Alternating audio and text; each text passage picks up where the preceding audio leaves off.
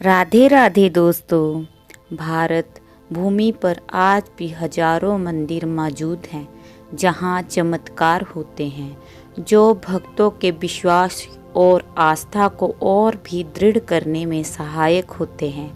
आपने कई मंदिरों के चमत्कारों के बारे में सुना या पढ़ा होगा। यहाँ पर एक मंदिर ऐसा भी है जिसमें देवी की प्रतिमा रजस्वल होती है। अगर नहीं सुना है तो आज हम आपको बताते हैं ऐसा इस प्रतिमा के साथ क्यों होता है। मगर जिन्होंने अभी तक हमारे चैनल को सब्सक्राइब नहीं किया तो कर ले, ताकि हम और अच्छी धार्मिक जानकारी आपके लिए ला सके। ये जगह है कामाख्या देवी मंदिर। गुवाहाटी असम के नीलाचल पर्वत पर स्थित कामाख्या देवी मंदिर देवी के 52 शक्ति पीठों में से एक है और ये शक्ति पीठ तांत्रिक साधनाओं के लिए सर्वश्रेष्ठ माने जाते हैं। पौराणिक कथाओं के अनुसार जब देवी सती ने यज्ञ में अपने प्राणों की आहुति दे दी, तब भगवान शिव ने माता सती का जला हुआ शरीर लेकर पूरे संसार में भ्रमण किया, जिसके कारण उनका क्रोध और बढ़ने लगा। तब स्थिति को संभालने के लिए श्री विष्णु ने अपने सुदर्शन चक्र से माता के पार्थिव शरीर के अंग काटना शुरू किए और धरती पर जिन 52 स्थानों पर देवी सती के वह अंग गिरे, वहीं पर 52 शक्तिपीठों की स्थापना हुई। माना जाता है नीलाचल पर्वत पर माता की योनि गिरी थी।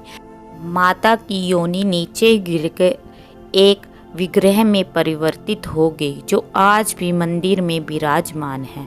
जब हर वर्ष माता रसवला होती है तब यहाँ अम्बुबाची मेले का आयोजन किया जाता है।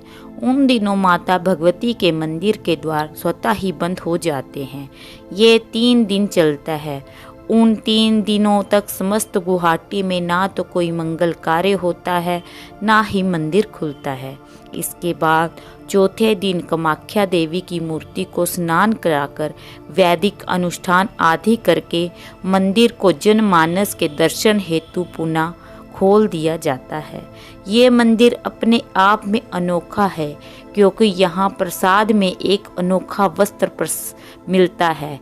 कहते हैं कि देवी के रजस्वला होने के पूर्व माता कामाख्या की प्रतिमा के आसपास सूखा सफ़ेद कपड़ा बिछा दिया जाता है। इन 3 दिन बाद जब कपाट खोले जाते हैं तो ये वस्त्र माता की रज के कारण रक्त से लाल हो जाता है। इस दिव्य प्रसादी वस्त्र को अम्बुबाची वस्त्र कहा जाता है। ये इतना ऊर्जा से भरा हुआ होता है कि जिसको इसका एक धागा भी मिल जाए उसका जीवन समझो सफल हो गया। प्रसाद के रूप में यहाँ कामाख्या वस्त्र, कामाख्या कड़ा, कामाख्या यंत्र और कामाख्या सिंदूर भी मिलता है, पर सभी लोग इसे प्राप्त नहीं कर पाते। कामाख्या सिंदूर को साधारण भाषा में कमिया सिंदूर भी कहा जाता है, जो कामरूप कामाख्या क्षेत्र में ही पाया जाता है। इसे विशेष प्रकार के मंत्र से 108 बार जाप से सिद्ध किया जाता है। इसके बाद ही विवाहितें इसका इस्तेमाल मनोकामना पूर्ति के लिए कर सकती हैं। कामाख्या देवी को इच्छा की देवी भी माना जाता है। ये मंदिर ब्रह्मपुत्र नदी के किनारे स्थित है। जून के महीने में हर वर्ष अम्बुबाची मेले के दौरान इस नदी का जल भी लाल रंग का हो जाता है, जो कि कामाख्या देवी के मानसिक चक्र को दर्शाता है। इन दिनों इस नदी में स्नान करना भी वर्जित माना जाता है। अम्बुबाची शब्द का अर्थ है पानी और वाची का अर्थ है बहना। देवी कामाख्या को मिठाई के साथ साथ लौकी, कद्दू और गन्ने भी चढ़ाए जाते हैं। यहाँ अक्सर बकरे और भैंसों की बलि दी जाती है। बस यहाँ मादा जानवर की बलि नहीं दी जाती। पूरे मंदिर को काला पहाड़ द्वारा नष्ट कर दिया गया था, जिसे बाद में 1565 में चिलाई राई द्वारा पुनः निर्मित किया गया। जो कोच राजवंश का शासक था।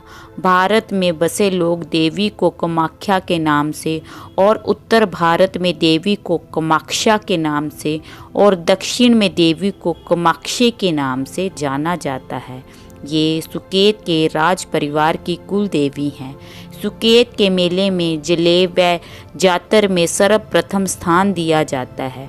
कामाख्या मंदिर में तांत्रिक पूजा की जाती है। अगर किसी के ऊपर कोई काला जादू किया गया हो या फिर किसी बुरी आत्मा का साया है तो कामाख्या मंदिर में इसके लिए हवन पूजा करवाने से ये परेशानियां दूर हो जाती हैं। दूर दूर से लोग यहाँ सिद्धि प्राप्त करने के लिए आते हैं। तांत्रिक विद्या माँ की साधना के बाद हासिल होती है। कामाख्या में कई ऐसे साधु हैं जिन्होंने 10 महाविद्याएं प्राप्त की हैं। 10 महाविद्या में काली प्रथम रूप है। माता का स्वरूप हाथ में त्रिशूल और तलवार है। पूजा के विशेष दिन शुक्रवार और अमावस्या है। कालिका पुराण में इसका विस्तार से वर्णन किया गया है। काली को ओम ह्रीं श्रीं क्रीं परमेश्वरी कालिके स्वाहा से प्रसन्न किया जा सकता है। दूसरा रूप तारा है। ये तांत्रिकों की मुख्य देवी है। परेशानियों को दूर करने के कारण इन्हें तारने वाली माता तारा कहा जाता है। तारा माँ को जागृत करने के लिए ओम ह्रीं क्रीं हूं फट मंत्र का जाप करें। त्रिपुर सुंदरी तीसरा रूप है। इन्हें ललिता राजेश्वरी और त्रिपुर सुंदरी कहते हैं। त्रिपुरा में स्थित सुंदरी का शक्ति पीठ है। माता की 3 नेत्र और 4 भुजाएं हैं। रुद्राक्ष की माला से माँ का मंत्र जाप किया जाता है। ऐं ह्रीं श्रीं त्रिपुर सुंदराय नमः। चौथा रूप भुवनेश्वरी है। पुत्र प्राप्ति के लिए माता भुवनेश्वरी की आराधना फलदायी मानी जाती है।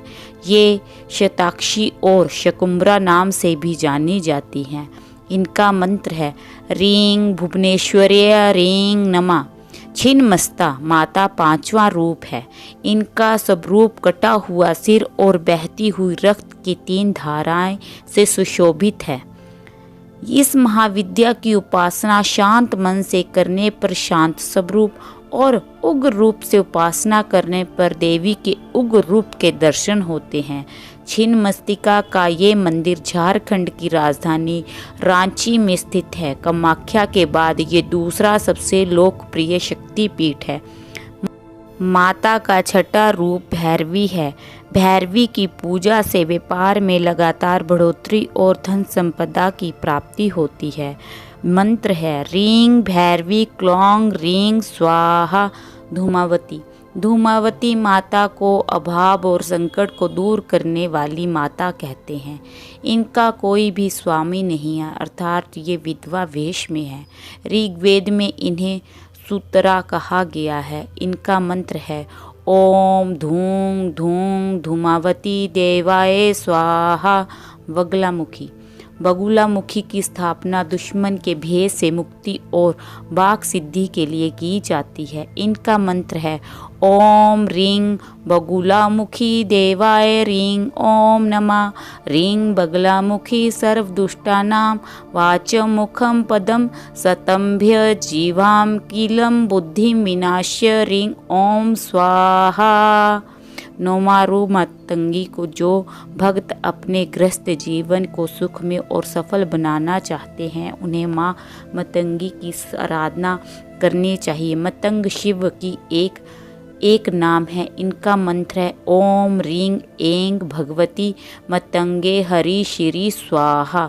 कमला माँ कमला ही साधना समृद्धि धन नारी पुत्र की प्राप्ति के लिए की जाती हैं। इनकी साधना से व्यक्ति धनवान और विद्यावान हो जाता है।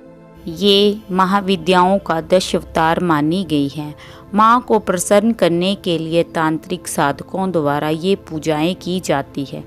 कामाख्या देवी के पूजा करने से पहले व्यक्ति को मंदिर की दीवार पर मौजूद तंत्र गणपति की मूर्ति की पूजा करनी चाहिए। फिर कामाख्या जी का चित्र स्थापित कीजिए और चमेली का तेल का दीपक जलाएं। फिर काल भैरव के मंत्र का जाप 21, 91 या 108 बार अवश्य करें और अपने मुंह से कामना पूर्ति हेतु प्रार्थना करें और काल भैरव जी से आज्ञा मांगिए, क्योंकि काल भैरव कामाख्या मंदिर के कोतवाल हैं अर्थात रक्षक हैं। कामाख्या बीज मंत्र है क्लीं क्लीं कामाख्या क्लीं क्लीं नमः। माँ कामाख्या का पूजन पंचमकार से करना उचित है। पंचम तत्व के बिना की गई पूजा केवल अभिचार ही समझी जाती है। पंच तत्व के द्वारा देवी पल भर में प्रसन्न हो जाती है।